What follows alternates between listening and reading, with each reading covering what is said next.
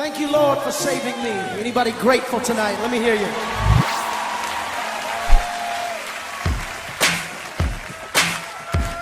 Put your hands together.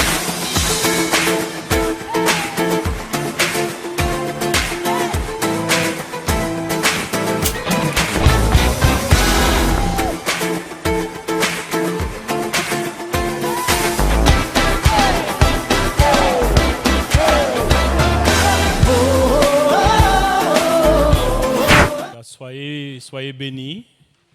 Et encore, je dis bienvenue à tous ceux qui seraient là pour la première fois. Et en tout cas, à nous-mêmes, en tant que membres de cette Église, et combien encore il est bon pour nous de se trouver ensemble pour louer Dieu, pour écouter la parole de Dieu. Nous savons que ce n'est pas toujours chose facile.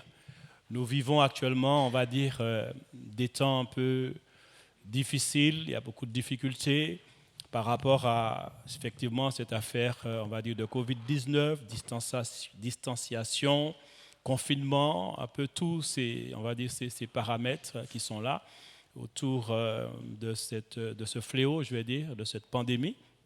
Mais, vous savez, de tout temps, il y a eu des situations difficiles. De tout temps, il y a eu des catastrophes. De tout temps, il y a eu des guerres. De tout temps, en fait, il y a eu toutes sortes de situations.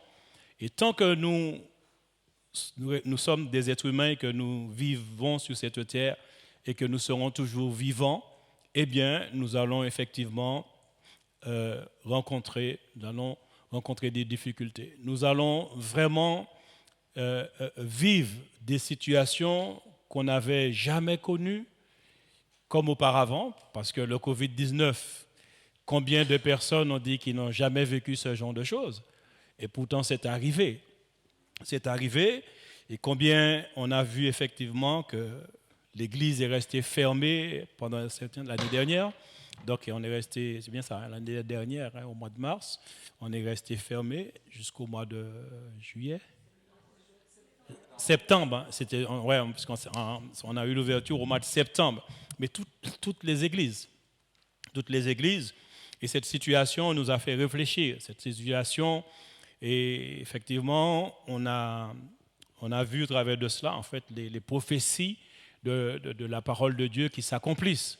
Et nous avons aussi compris qu'au travers de cette situation, Dieu aussi veut nous parler. Dieu parle à l'humanité, Dieu parle aussi à ses enfants. La Bible dit que Dieu parle tantôt d'une manière et tantôt de l'autre. Et personne, excusez-moi, n'y prend point garde. Mais il est important pour nous de comprendre une chose aujourd'hui, c'est que Dieu, j'ai là-bas, là, ouais, mets dans le verre pour moi, s'il te plaît. Donc, il est important pour nous de comprendre que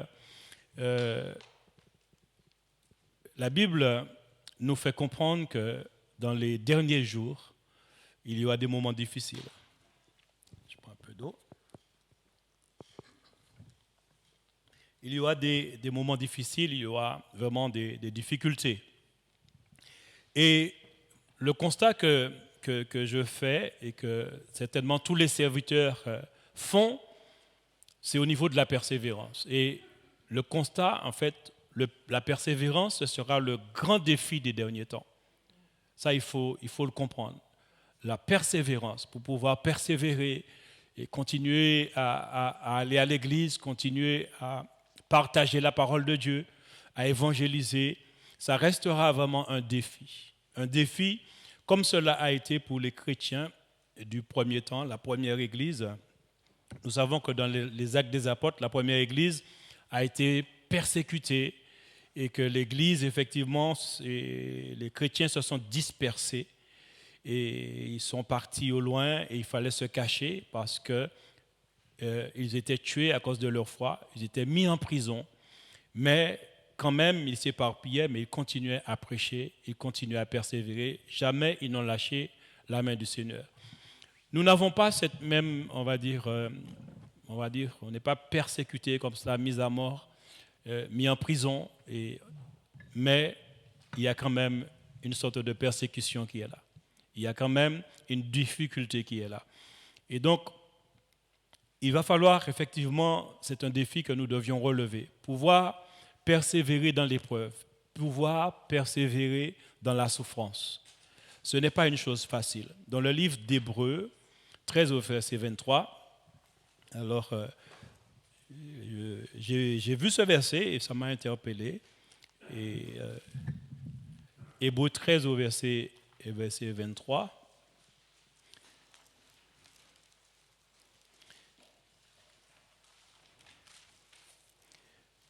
Il est écrit, « Sachez que notre frère Timothée a été relâché. S'il vient bientôt, j'irai vous voir avec lui. » Alors c'est l'apôtre Paul. Certaines personnes disent, bon, comme il n'est pas écrit le nom de l'auteur pour le livre d'Hébreux, alors certains théologiens l'attribuent à l'apôtre Paul.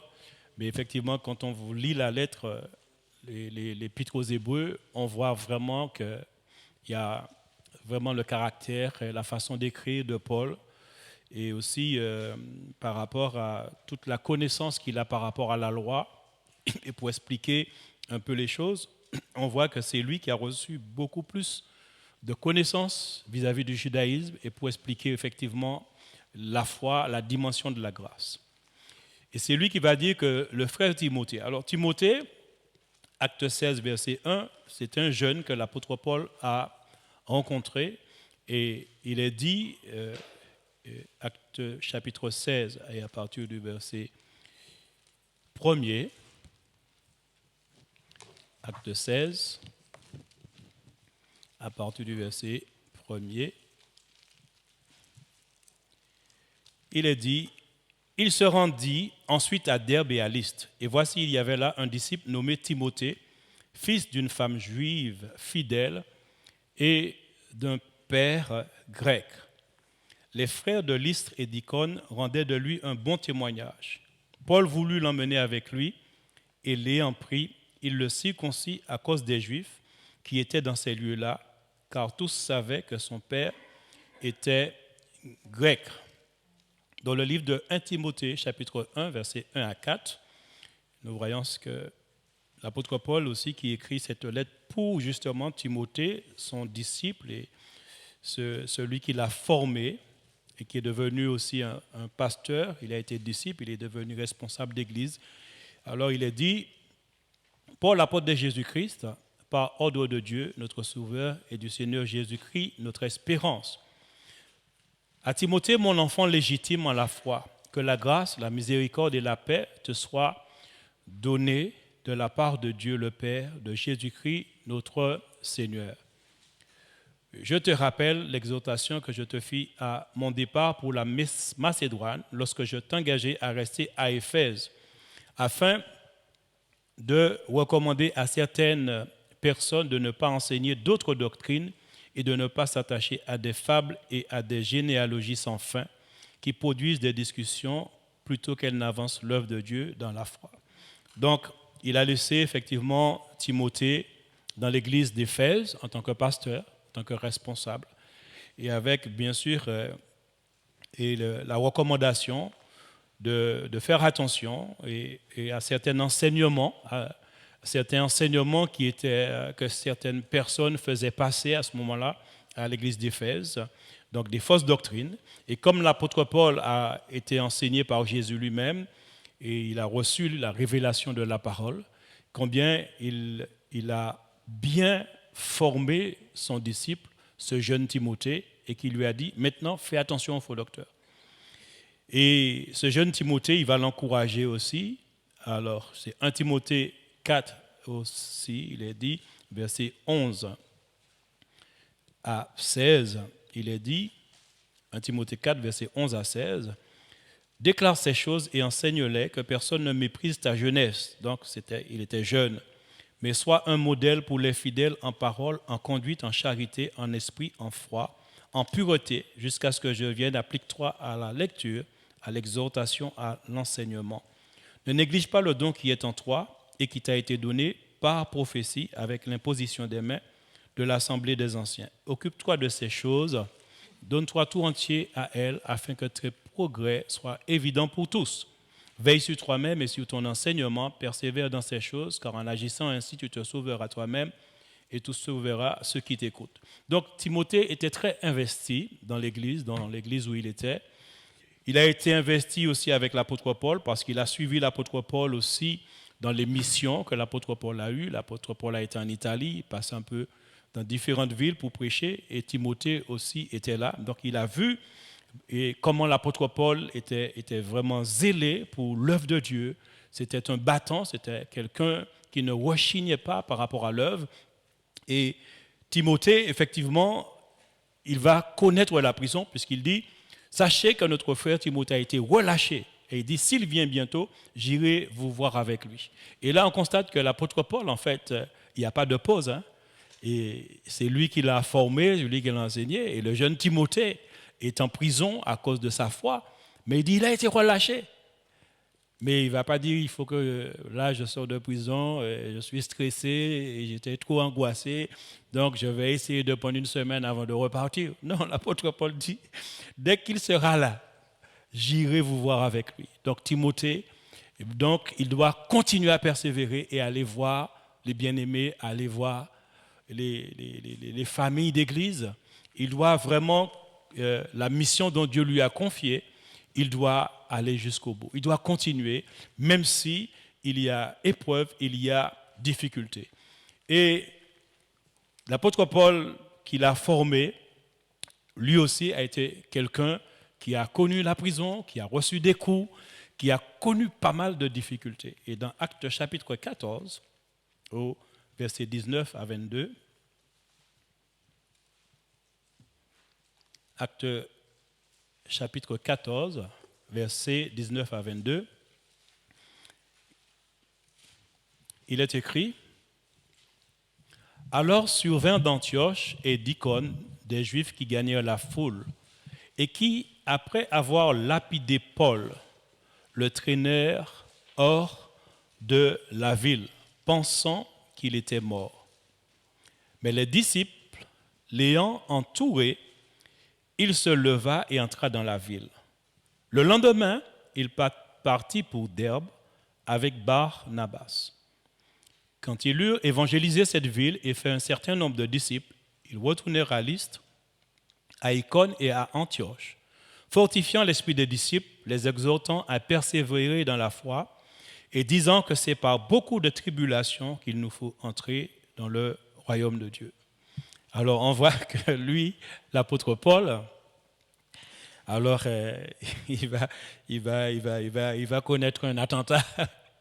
Il va connaître un attentat, donc on va l'entourer, les Juifs qui gagnaient la foule, ils vont le lapider, ils vont le battre, ils vont le traîner hors de la ville pensant qu'il était mort. Ce qui veut dire qu'il l'a reçu. Hein. Ça a été violent, c'était pas jeu de main, jeu de vilain. Hein. C'était vraiment il y avait une violence, une extrême violence à son égard.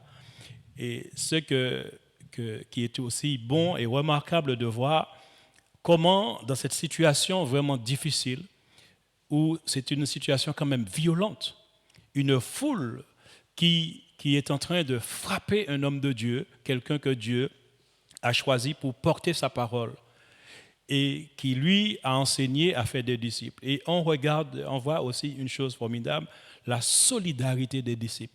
La solidarité, parce qu'ils l'ont tout de suite entouré, parce qu'eux, ils le croyaient mort et il n'était pas mort. Et eux, tout de suite, ils vont l'entourer.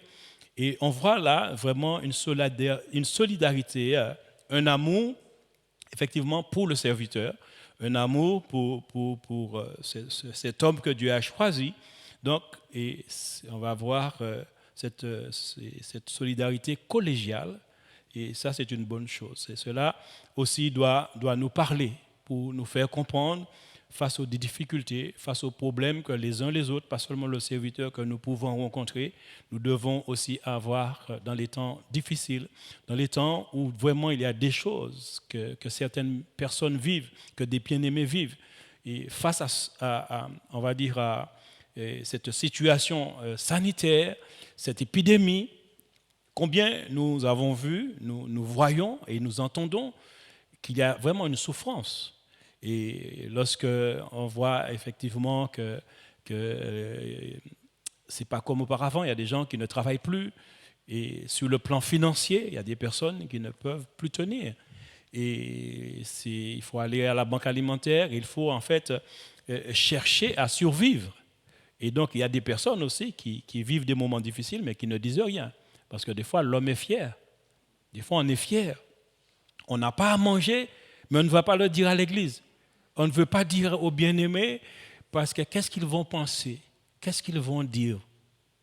Si nous sommes une famille, si nous sommes dans la foi, nous devons effectivement avoir cette liberté de pouvoir parler, de pouvoir communiquer les uns les autres, de faire savoir aussi qu'on a des difficultés, de faire savoir que financièrement, ou qu'on a peut-être des enfants, qu'on n'a pas suffisamment effectivement de revenus pour acheter suffisamment à manger, et donc on peut en parler.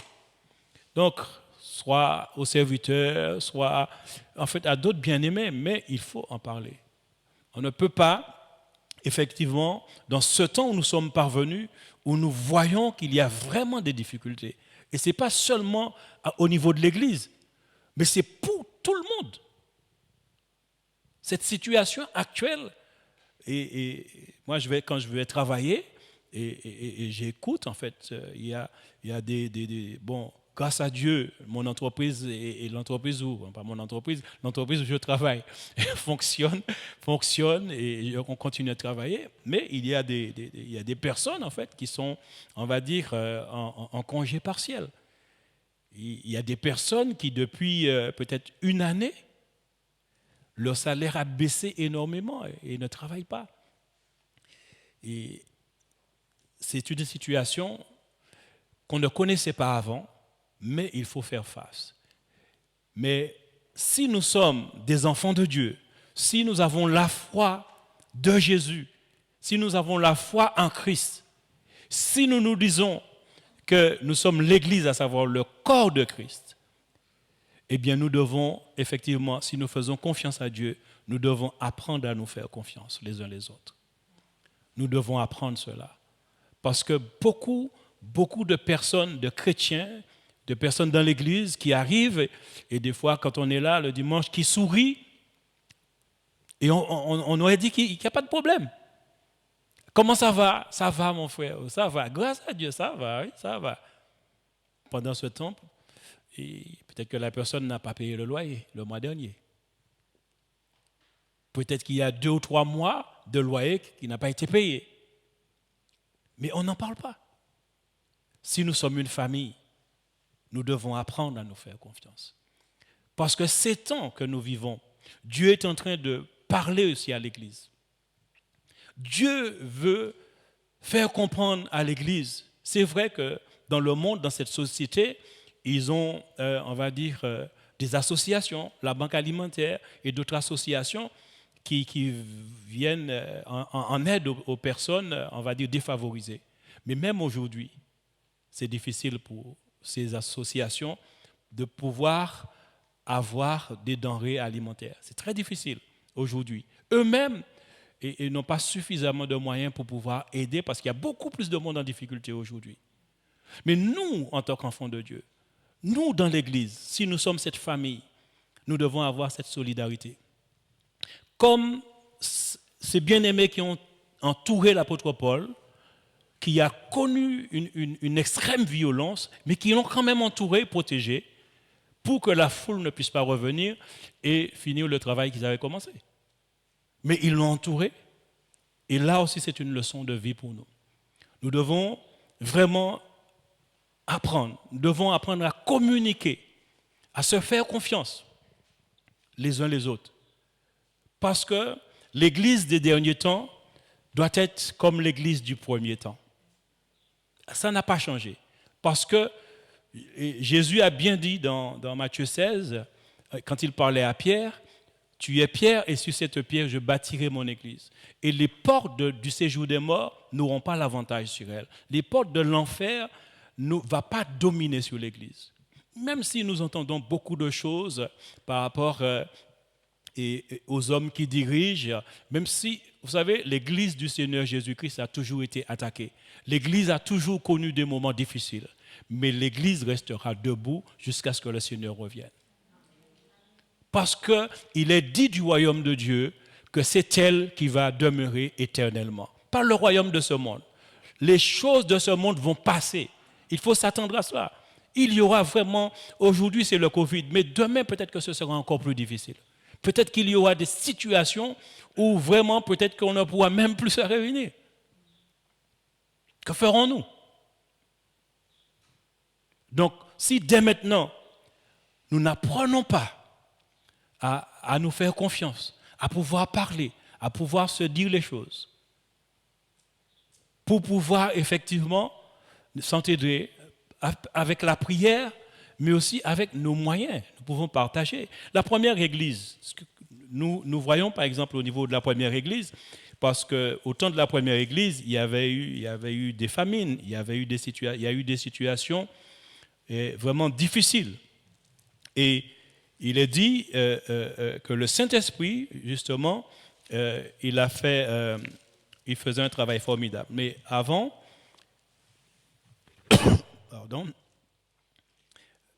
alors le chapitre 2, verset 41, il est dit, ceux qui reçurent de bon cœur sa parole furent baptisés et en ce jour-là, le nombre des disciples s'augmenta d'environ 3000 âmes. Ils persévéraient dans l'enseignement des apôtres, dans la communion fraternelle, dans la fraction du pain et dans les prières. Verset 43, la crainte s'emparait de chacun et il se faisait beaucoup de prodiges et de miracles par les apôtres. Tous ceux qui croyaient étaient dans le même lieu et ils avaient tout en commun. Ils avaient tout en commun. Et écoutez ce qui est dit. Ils vendaient leurs propriétés et leurs biens. Et ils en partageaient le produit entre tous, selon les besoins de chacun. Ça, c'était l'esprit, le Saint-Esprit a travaillé la mentalité de chaque disciple, chaque personne qui était sauvée et qui s'ajoutait à l'Église. Le Saint-Esprit travaillait les cœurs afin qu'il y ait cet élan de solidarité. Et nous avons besoin d'apprendre ces choses. Nous avons besoin, parce que nous vivons dans une société actuelle où c'est l'individualisme qui prime. Individualisme et égoïsme. Donc, tout ce qu'on fait, c'est pour soi-même. Tout ce qu'on fait, c'est pour soi-même. Vous savez? Et nous devons faire attention à cela. Parce que l'égoïsme et l'individualisme, ça ne vient pas de Dieu. Ça, c'est une philosophie vraiment qui est destructeur. Parce que ce genre de philosophie, quand on est individuel, on ne veut pas partager. L'autre personne à côté peut mourir, on peut voir la personne en difficulté et puis passer et puis dire de toute façon, moi, je n'ai pas ce qu'il faut. On va se donner de bonnes raisons pour ne pas aider l'autre. Je ne touche que le SMIC de toute façon, je ne pourrai rien faire pour toi. Vous comprenez? On peut trouver toutes sortes de justificatifs pour pouvoir ne pas aider. Mais si nous sommes des enfants de Dieu et nous avons le Saint-Esprit de Dieu en nous, notre mentalité doit changer. L'Église de Dieu, ce n'est pas seulement les apôtres quand ils ont reçu le Saint-Esprit, mais c'est nous aujourd'hui au XXIe siècle. Nous avons aussi le Saint-Esprit. Et nous ne devons pas laisser l'esprit de ce monde nous gagner. Nous ne devons pas laisser l'esprit de ce monde entrer dans l'Église. Ou bien si cet esprit s'est installé, nous devons le faire partir. Parce que le Seigneur avertit toujours son peuple, son Église. Et si Dieu permet que ce message soit délivré ce matin, c'est parce que le Saint-Esprit est en train de nous réveiller pour nous dire attention. Attention. Il y a des gens qui souffrent dans l'Église. Ce n'est pas seulement les gens du dehors, mais dans l'Église aussi. D'accord? Et nous devons prier, mais aussi parler. Des fois, on peut voir quelqu'un qui est là, et puis comment ça va? Et bon, qu'est-ce qui va? Est-ce qu'on peut faire quelque chose pour toi? Il faut parler. Et puis ne soyez pas fiers, ne soyez pas trop fiers. Moi, j'étais comme ça au début de ma foi. Et quand on venait de se marier, et puis un beau jour, on voit de bien-aimés de l'Église, mais c'était des personnes, on va dire, âgées, des piliers de l'Église, Et c'était une sœur qui était vraiment, qui avait beaucoup de discernement, mais on n'était pas habitués. Et puis ils sont venus comme ça, avec une enveloppe. Il a dit, voici ce que Dieu nous donne à vous donner. Alors moi, j'étais un petit peu gêné parce qu'on n'a rien demandé. On n'a rien demandé, on vient de se marier, ils viennent et tout. Bon, ça m'a touché, mais j'étais un petit peu, c'était pas de mon habitude de demander. Des fois, c'est de l'orgueil aussi. Hein. Vous savez que c'est de l'orgueil lorsqu'on n'en a rien et qu'on ne dit rien. Ça, c'est de l'orgueil. On est orgueilleux même si on meurt de faim. Et ça, c'est de l'orgueil. Ça ne doit pas être l'état d'esprit d'un enfant de Dieu. Je ne dis pas qu'il faut crier à toute tête j'ai faim, vous savez. Alors, chez nous, vous savez, les chèvres, donc chez nous on dit les cabris, les chèvres, c'est des animaux qui, dès qu'ils ont un problème, ils crient. Ah oui, ils crient. Et le mouton, quand le mouton a un problème, eh bien, il ne crie, le mouton ne crie pas comme ça. Le cri, de temps en temps, il fait un cri. Alors, nous, là-bas, on attache nos animaux. Et quand, par exemple, le mouton, il tombe dans un fossé, et puis, bon, tu as la corde qu'il tient. Et alors, tu passes, tu entends un gémissement. Tu entends un gémissement. Mais si c'est la chèvre, là, ah, oulala. Depuis là-bas, tu dis, ah, il y en a un qui a un problème. Ah oui. Alors, bon, ne soyons pas des chèvres, mais ne soyons pas des moutons non plus. Vous gémissez, mais vous ne parlez à personne. Ça, c'est pas bien. Vous comprenez? Je veux dire qu'il faut être équilibré. Il faut être équilibré. Nous sommes des enfants de Dieu. On a l'Esprit de Dieu. Et la Bible nous parle de repentance. Et nous devons comprendre une chose. La repentance, ce n'est pas seulement lorsqu'on ne connaît pas le Seigneur ou la repentance. Dieu nous donne la repentance pour venir à Christ. La repentance aussi, parce que le mot repentance veut dire changer sa mentalité, changer sa façon de voir, changer sa façon de raisonner. Donc la repentance, c'est toute notre vie. Il y a un moment donné où, effectivement, on a parcouru, et on va dire avec Dieu, peut-être qu'une vingtaine, une dizaine, une quinzaine d'années. Mais à un moment donné, Dieu nous appelle alors à nous repentir, hein, parce que la parole de Dieu est éternelle. Et donc, on a appris que Dieu est amour, mais à un moment donné, tu n'es plus enfant de Dieu, il faut devenir un fils.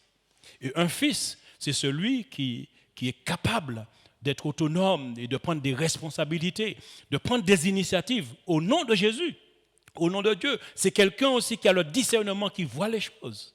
C'est quelqu'un qui peut prendre des dispositions, mais qui intervient pour le royaume de Dieu, qui n'attend pas que des fois, pasteur, qu'est-ce que je dois faire? Bon, je ne dis pas, bon, des fois, il faut demander. Bon, je dis pas. Mais il y a des fois des situations, effectivement, où on n'a pas besoin, effectivement, de demander peut-être au serviteur. Parce que si je vois une situation et que Dieu me met à cœur, par exemple, d'apporter quelque chose pour un bien-aimé parce que le discernement me permet de voir que cette personne est dans le besoin, eh bien je le ferai. Comme on l'a fait pour moi. C'est ce que moi je fais par la grâce de Dieu. Lorsque mon épouse et moi, eh bien, on en parle et je dis, bon, on va aider telle personne. Je ne vais pas raconter ce que je fais. La Bible dit que quand ta main droite fait quelque chose et ta main gauche ne doit pas crier à tue-tête, vous savez, j'ai donné. Non, ce n'est pas cela. Mais c'est pour donner un exemple. Lorsqu'on a le discernement, parce qu'on est des enfants de Dieu, on est des fils dans le royaume de Dieu, on doit être comme son Seigneur. On est à l'image de Jésus-Christ. Jésus-Christ, il est dit qu'à un moment donné, il a vu la foule, et il a vu une foule languissant, comme des brebis qui n'ont pas de berger. Et il a prêché la parole. Et après, effectivement, les disciples lui disent, mais Seigneur, il faut les renvoyer, ils n'ont pas à manger. Le Seigneur leur dit, donnez-leur à manger alors. Il dit, Seigneur, on n'a que 2 pains. Alors, ils étaient embarrassés, mais le Seigneur, effectivement, était en train de les former, de les faire comprendre que moi, je ne serai plus là. Et vous aurez aussi à faire preuve de courage, de vivacité, de prendre des initiatives quand vous serez et vous aurez devant vous, justement, la foule, vous aurez toutes ces personnes que mon Père va attirer à moi et que le Saint-Esprit va les conduire à devenir des enfants de Dieu. Vous aurez à vous en occuper, vous aurez à les nourrir, vous aurez à avoir ce discernement pour voir leurs besoins. Jésus a laissé le pouvoir. Et effectivement, ils ont dit, mais il n'y a pas suffisamment pour 4000 personnes. Jésus a dit, venez. Et là, il leur donne, il les forme. Il leur dit, avec peu, Dieu est un Dieu qui multiplie. Il suffit de présenter à Dieu ce que vous avez. Aussi minime qu'elle soit, aussi minime, on a peut-être des revenus, mais si on le présente à Dieu, on dit, Seigneur, je n'ai pas beaucoup, mais bénis et multiplie parce qu'il y a mon frère ou il y a ma soeur, il y a telle personne qui est dans le besoin et je ne peux pas rester les bras croisés. Et donc, à l'image de Jésus-Christ, on fera comme il a fait parce qu'il a pris les 2 pains, les 5 pains de poisson ou le contraire, 2 pains, 5 poissons. 5 pains de poisson, il a rendu grâce et après, il a rompu le pain, le poisson, il a distribué. Et il est dit que les disciples, après avoir distribué, il y restait au moins 12 paniers avec des restes. Quand on a le regard fixé sur Jésus-Christ, lorsque le Saint-Esprit en nous fait faire comme Jésus, on ne peut pas regretter. Au contraire, on sera émerveillé de voir combien, lorsque le plus souvent on est démuni, c'est à ce moment-là qu'on peut faire beaucoup de choses. C'est à ce moment-là qu'on peut faire beaucoup de choses. Le jour qu'on n'a rien, Dieu permet une situation. Et qu'est-ce qu'on va faire? Ah non, moi aussi, j'ai des difficultés, je ne peux même pas payer le loyer, j'ai payé le loyer, mais il ne me reste rien. Alors la personne qui est là est peut-être dans la rue. La personne qui est là avait sa maison, mais a perdu sa maison et se trouve avec... et puis dit, monsieur, est-ce que vous n'aurez pas pour moi, bien madame? Parce que vous n'avez pas ne serait-ce que 2 euros. Bon, il y en a qui abusent parce qu'il y en a qui demandent carrément 20 euros, bien 40 euros. Là, il faut faire attention. Il y a des gens qui ont le toupet pour demander 50 euros. Mais quelqu'un qui est vraiment dans le besoin, et il va vous demander, est-ce que vous aurez un petit quelque chose pour moi? Est-ce que, vous comprenez, ça veut dire qu'il faut avoir ce regard, il faut avoir, ne laissons pas l'esprit de ce monde nous gagner. Parce que ce temps actuel est un temps où, pour nous éprouver, pour éprouver l'Église. Est-ce que vraiment nous sommes l'Église de Jésus-Christ?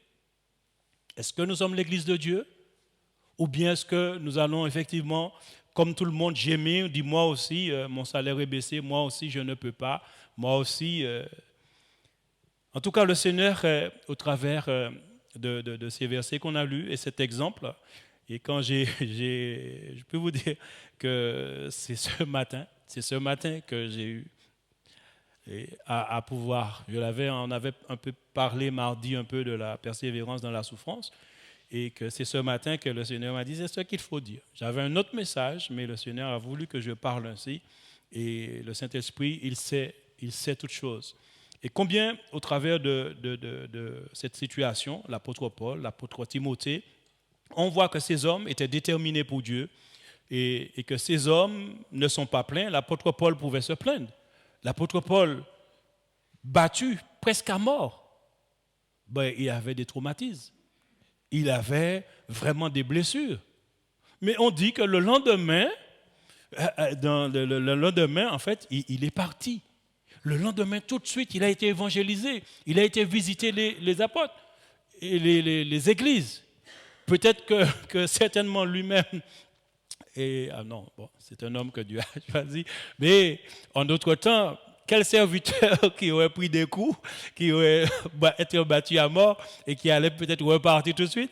Il dit non, il y a trop de stress, donc, comment tu dis ça? Arrêt maladie. Ça, c'est aux Antilles, on avait l'habitude de dire congé maladie, mais c'était bon. Certaines personnes, oui, c'est la façon de... C'est juste pour dire qu'ils ne sont pas malades, mais qu'ils prennent. Donc, face à cette situation, effectivement, l'apôtre Paul pourrait s'arrêter un moment, penser ses blessures, rester une semaine et après repartir. Mais tout de suite, le lendemain,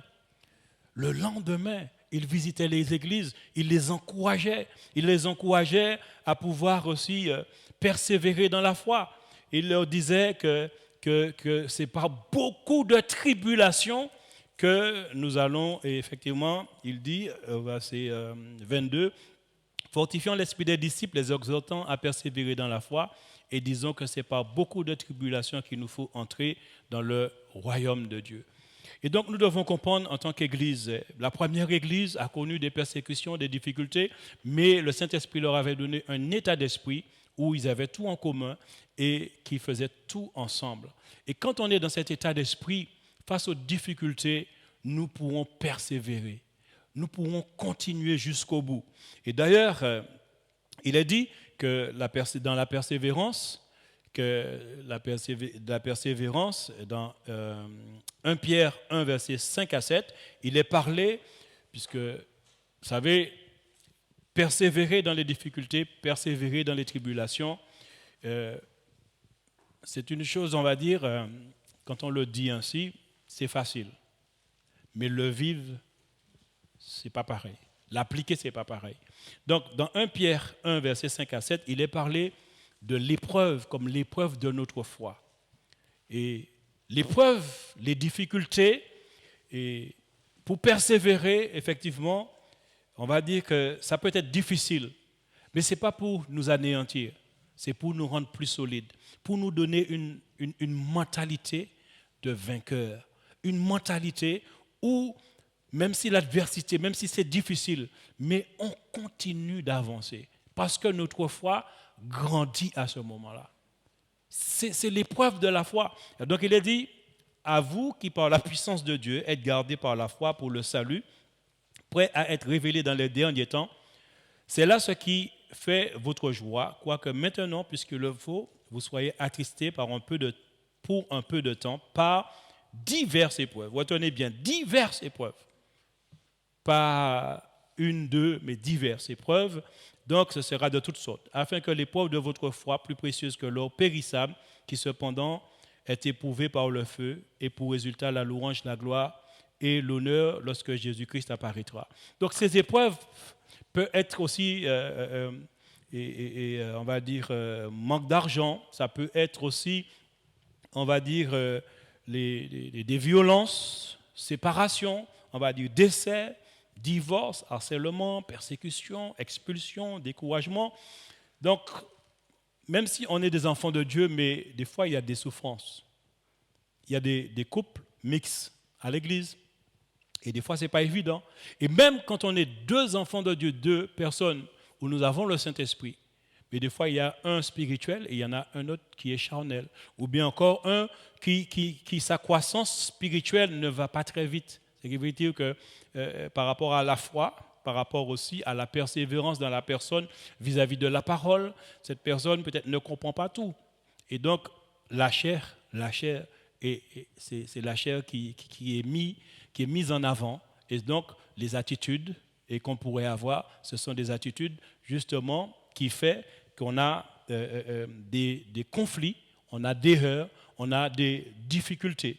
Donc, nous devons vraiment comprendre que l'épreuve de notre foi, donc l'épreuve, pour la vivre, ce n'est pas facile.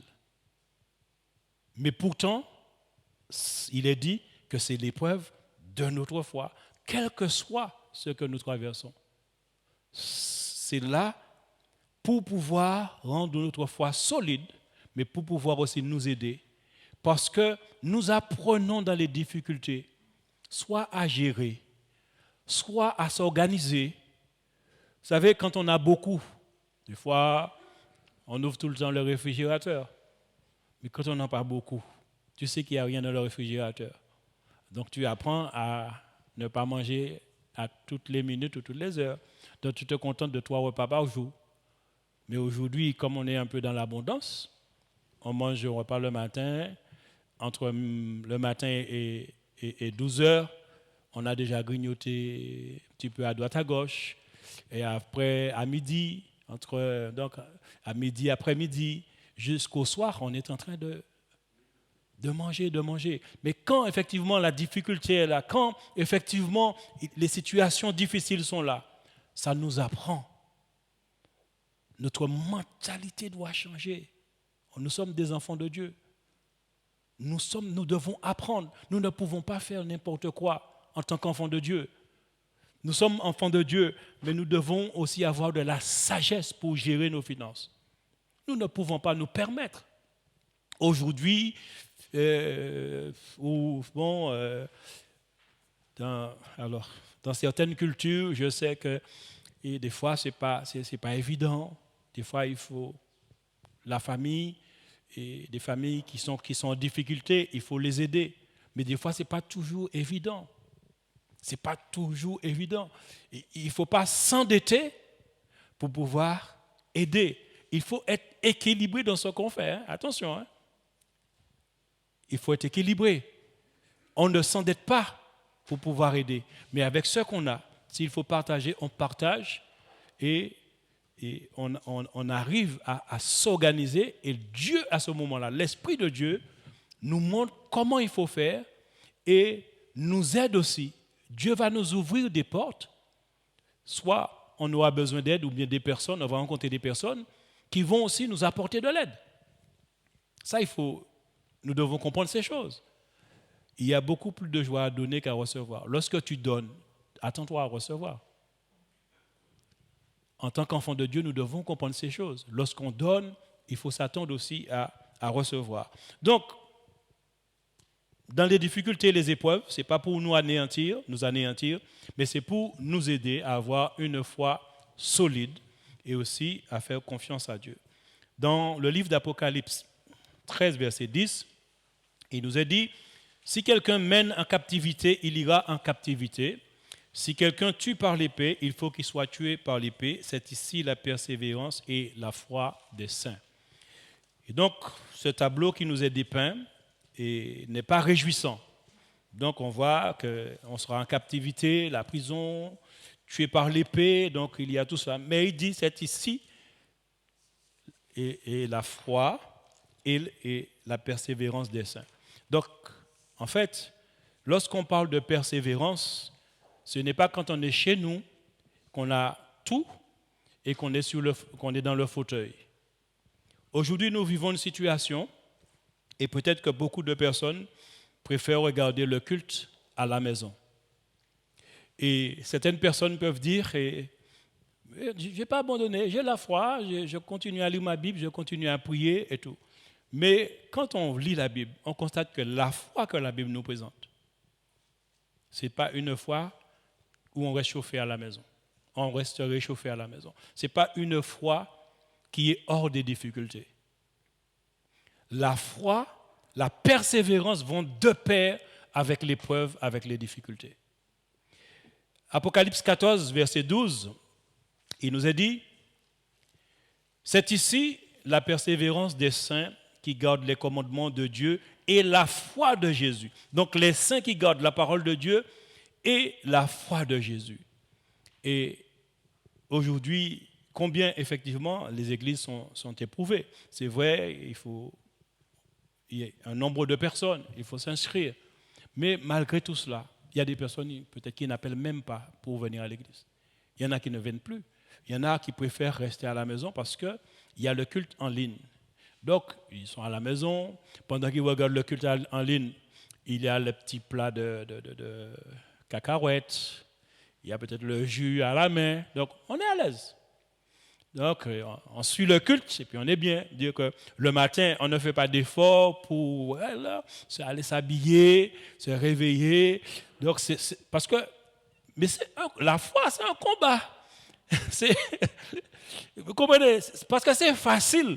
Mais la Bible nous fait comprendre que la persévérance et la foi se manifestent dans les difficultés. Il y a une séduction. Il y a une séduction. Hein. Il y a une séduction parce que des gens parlent qu'ils persévèrent, qu'ils sont dans la foi. Oui, on persévère, on lit la Bible, on prie, effectivement à la maison.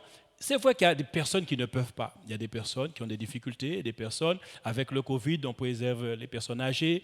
Donc il y a des personnes, des fois, si la salle est trop remplie, on dira non et tout. Mais il y a des personnes, en fait, que ça ne les intéresse plus de venir à l'église.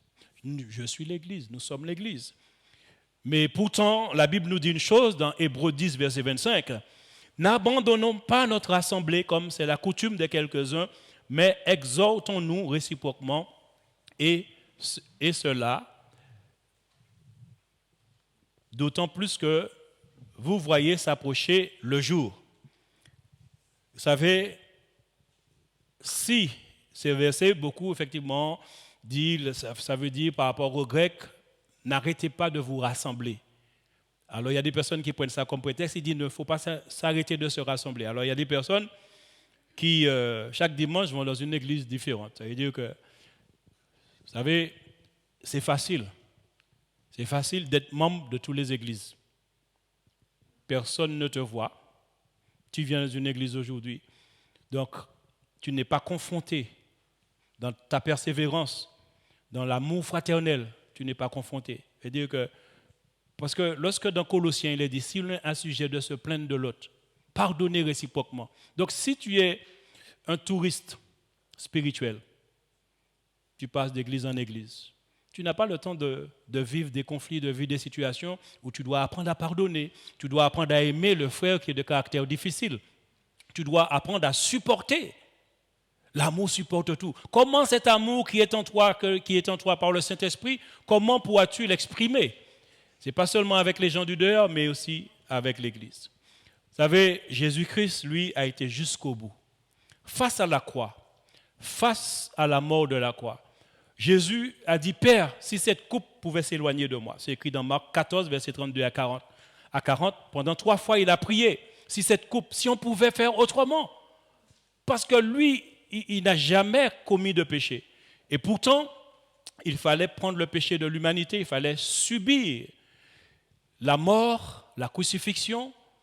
Et quand il y pensait, il était en prière, il a dit sa sueur est devenue comme des grumeaux de sang. Il disait, Père, si cette coupe, si on pouvait faire autrement, peut-être qu'il serait en autre temps. Et il a dit, Papa, on le fait en ligne. On le fait en ligne. Parce que c'est trop violent. Devant tout ça, le monde-là, il y a des enfants, tout ça. Et tu sais, les Romains, les légionnaires, là, ils ne jouent pas. Là, ils vont aller à fond, le sang va couler, tout ça. C'est trop violent. On le fait en ligne, ce sera plus discret. Vous comprenez? C'est parce qu'aujourd'hui, on prend beaucoup de prétextes. Beaucoup de prétextes. Il y a Covid. On peut voir le culte en ligne. Faisons attention. Ce matin, ce que Dieu veut nous dire. Et prions vraiment notre Dieu pour que nous ne tombons pas dans la séduction des derniers temps. Dans ces derniers temps, l'Église doit être vigilante. Que le nom de notre Dieu soit béni. Amen. Lord, your mercy are good and your mercy endures.